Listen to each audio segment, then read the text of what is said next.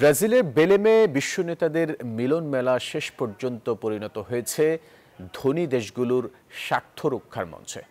জলবায়ু সম্মেলনে আসেনি তেল গ্যাস ব্যবহার বন্ধের সুনির্দিষ্ট কোনো প্রতিশ্রুতি। সংশ্লিষ্টরা বলছেন, উন্নত বিশ্বের চরম উদাসীনতা আবারও স্পষ্ট হয়ে দেখা দিয়েছে এই আয়োজনে। পৃথিবী বাঁচানোর আর্তনাদ চাপা পড়ে গেল তেল গ্যাস রাজনীতির আড়ালে। এবারের জলবায়ু সম্মেলন প্রমাণ করল, পৃথিবী বাঁচাতে নয়, বরং নিজেদের অর্থনীতি বাঁচাতেই বেশি ব্যস্ত ক্ষমতাধর রাষ্ট্রগুলো।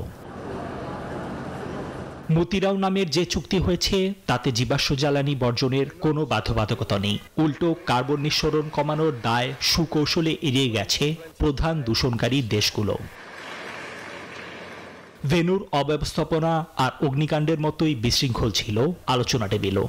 ফলে চূড়ান্ত এই সমঝোতাকে অকার্যকর ও অসামঞ্জস্যপূর্ণ দলিল হিসেবেই দেখছেন আন্তর্জাতিক পর্যবেক্ষকরা।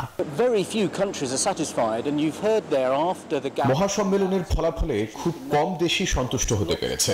জীবাশ্ম জ্বালানি কমানোর বিষয়ে কোনো কিছু উল্লেখ না থাকাটা চরম হতাশাজনক, যা এই পুরো আয়োজনকেই প্রশ্নবিদ্ধ করেছে।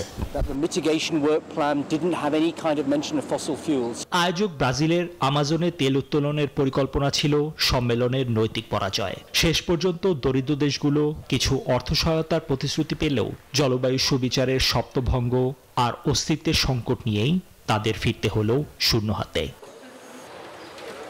নিবির আমিন, নিউজ 24।